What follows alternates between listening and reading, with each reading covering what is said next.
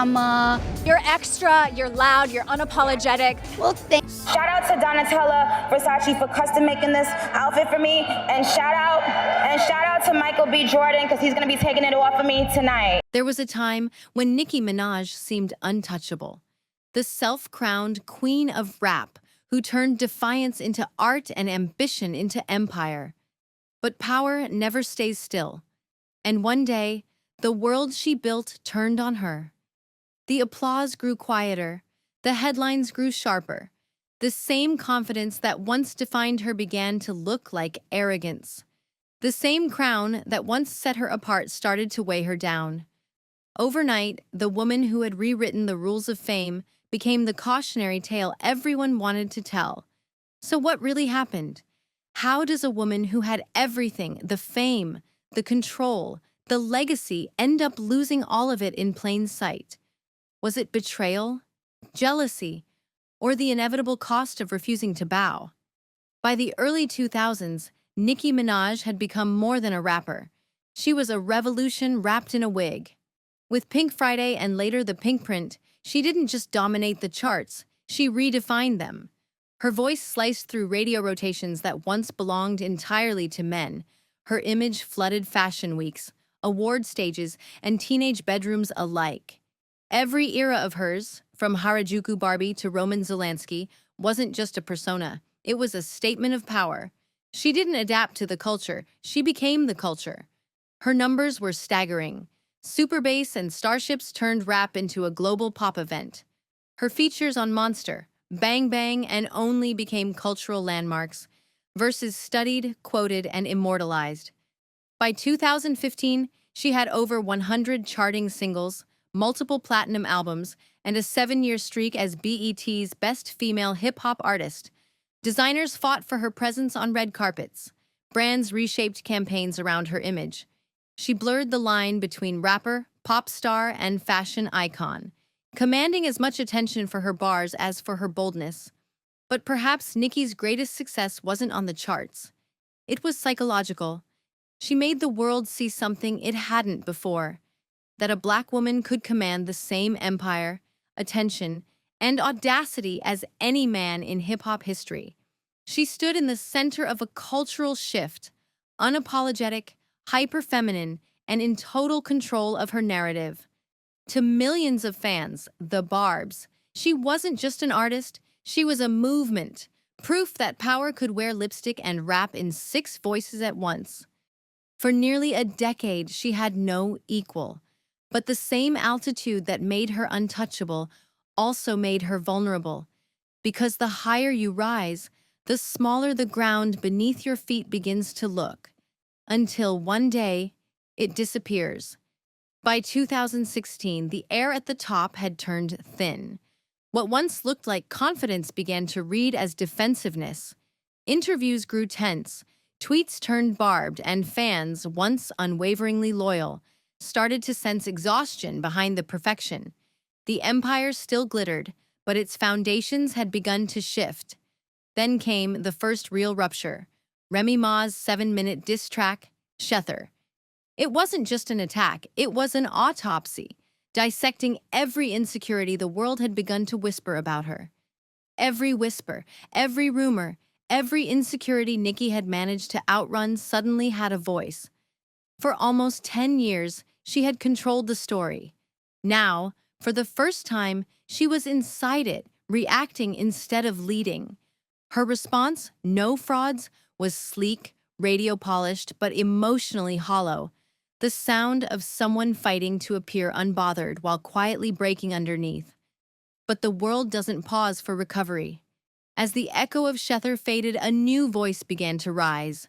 Louder, rawer, and far less careful. Cardi B didn't come to inherit the throne. She came to explode the idea of one. Her ascent was fast, messy, and thrilling.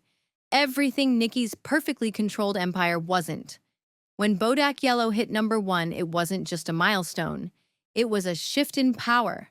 The industry, always hungry for a new story, began rewriting the script overnight. Nicki wasn't the underdog anymore. She was the gatekeeper. And suddenly, the same internet that once worshipped her every move began dissecting her like a case study in decline. The pressure built quietly at first, then all at once. By 2018, Queen was meant to be her restoration, her statement that the throne was still hers. But fate had other plans. When the album debuted at number 2, behind Astroworld, the number wasn't what hurt, it was what it symbolized. After years of being untouchable, Nicki had been touched. Her reaction was immediate, visceral, and public. She lashed out at Travis Scott, accused Spotify of bias, even dragged Kylie Jenner and her infant daughter Stormi into the storm. What had once been the voice of power now trembled with wounded pride. The queen of rap, who once orchestrated chaos, had become consumed by it. And then came the night that crystallized everything. New York Fashion Week, 2018. Amid the shimmer of luxury and flashbulbs, two worlds collided. A shoe flew, a security guard lunged, and in that split second, the narrative of female power in hip-hop imploded before our eyes. Cardi left bloodied but defiant. Nicki, untouched but vilified. The optics were irreversible. The mentor turned monster. The trailblazer turned tyrant. What began as rivalry had become mythology, and Nicki was trapped inside its ugliest chapter. From there, the spiral wasn't sudden, it was suffocating. Each year brought new weight: her brother's conviction for sexual assault, her husband's criminal record, her collaboration with Tekashi 6ix9ine, an artist tainted by his own crimes. None of these moments destroyed her alone, but together they created a storm too dense to outrun. The internet, once her kingdom, had become her courtroom. Every post, every silence, every gesture was cross-examined. And the irony was cruel. The woman who had mastered image now couldn't control her own reflection. By 2022, Nicki was still everywhere, her voice in the clubs, her verses sampled by new stars, yet somehow absent from the conversation she had created.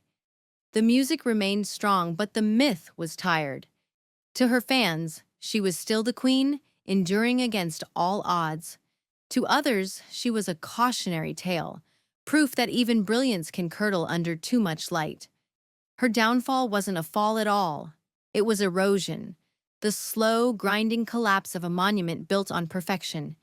Each feud, each defense, each attempt to reclaim control chipped away at her empire, until what remained was no longer a legend, but a woman. Brilliant, bruised, and endlessly misunderstood. And when the noise finally subsided, one question lingered like smoke over the ruins. Had the world turned on Nicki Minaj? Or had she turned on herself? But even in silence, stories never stay still. As the dust began to settle, a different truth started to surface, one that suggested her fall might not have been what it seemed. For years, the headlines told a simple story: the once beloved queen of rap, consumed by her own ego. But behind the noise lay a more complex truth, one rooted less in arrogance than in endurance. Nicki Minaj had built her empire inside an industry that never expected her to survive it. Every time she asserted control, it was labeled diva behavior. Every time she defended herself, it became drama. The defiance that once defined her success was now being weaponized against her. When she launched Queen Radio, many saw chaos. In reality, it was reclamation, her attempt to speak without mediation, to take back a voice that had been fragmented by gossip and misquotation. Yet even that effort was twisted. The very candor once praised as authenticity was reframed as volatility. The more she tried to tell her own story, the less the world seemed willing to listen. Her 2019 tweet, "I've decided to retire and have my family," was treated as spectacle, but it was really publicized, a moment of surrender after years of combat. Yet peace was fleeting. When she returned months later, the same critics who had mocked her vulnerability now mocked her persistence. What few recognized was the paradox at her core: a woman torn between the need to disappear and the instinct to survive. Even her most criticized choices reflected that tension. Collaborations with figures like Tekashi 69 weren't endorsements so much as survival strategies in a marketplace that rewards controversy over craft. Still, the optics were unforgiving. Every move was dissected through a moral lens few male artists ever faced. The double standard wasn't subtle, it was structural. Seen from a distance, what many called a downfall looks less like collapse and more like the cost of resistance. Her anger, her contradictions, her constant reinvention. They weren't symptoms of decline. They were methods of defense. She wasn't unraveling, she was adapting. But resistance has a price. And when the noise finally began to fade, another question emerged. Not about the woman the world had judged, but the one who remained after the fire. Who was Nicki Minaj when the empire quieted? The answer would not come in scandal or spectacle, but in what followed them: redemption. In the aftermath of the chaos, when the headlines had faded and the noise began to quiet, Nicki Minaj did something few expected. She stayed. Not as the untouchable queen of rap, but as a woman determined to reclaim her voice from the storm that had tried to erase it. The world had changed, the industry had moved on, yet she remained bruised, wiser, and unbroken. Because beneath the feuds and the fury, there was still the same girl from Queens who refused to be silenced. Her 2020 collaboration Trolls may have divided critics, but it reminded the world of a truth they'd forgotten. Nicki Minaj was still a force capable of turning chaos into chart-topping art. And in 2022, when Super Freaky Girl exploded across TikTok and climbed to #1, it wasn't just a hit. It was a declaration. She could still command attention, still define the conversation, still write her own narrative on her own terms. For every headline that doubted her, there was a verse that proved she had never truly left. But her redemption wasn't just about music. It was about understanding the cost of power. Years of scrutiny had turned her into both hero and villain, but Nicki began to embrace that duality instead of fighting it. She learned to exist between extremes, to be confident without apology, vulnerable without defeat. The same fire that once consumed her now illuminated her path forward.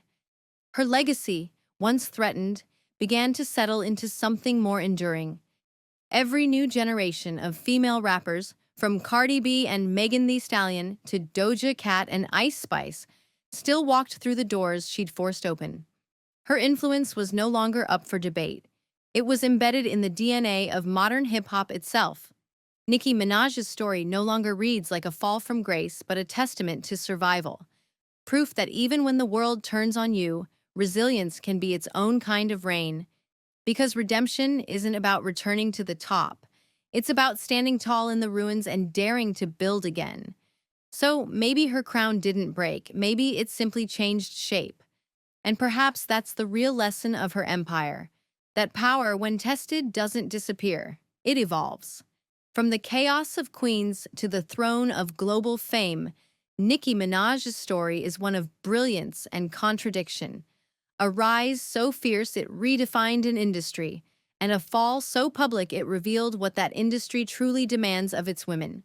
She broke barriers few even dared to touch, turning her pain into rhythm, her rage into poetry, her defiance into a generation's anthem. And yet, for every crown she earned, there was a cost. Isolation, misunderstanding, and a world too eager to watch a woman burn the moment she stood too tall. She became both myth and mirror, the queen who embodied empowerment, and the warning of what happens when empowerment threatens the order that benefits from silence. Her career is no longer just a saga of fame and feud. It's a study of survival in a culture that mistakes confidence for arrogance and strength for defiance. Nicki Minaj is both the architect and the casualty of her empire, the proof that you can build a world in your image, but you can't control how the world chooses to see it. And so, as the dust settles, her story leaves us with questions that echo far beyond her name. What does it mean to win in a world that thrives on watching you lose? Is redemption ever enough when every mistake becomes immortal? And when the applause fades, what remains? The music or the myth? Because maybe Nicki Minaj's legacy was never about being untouchable. Maybe it was about being unforgettable. And perhaps that's the final paradox of the Queen of Rap, that even when the crown cracks, the echo of her reign never stops.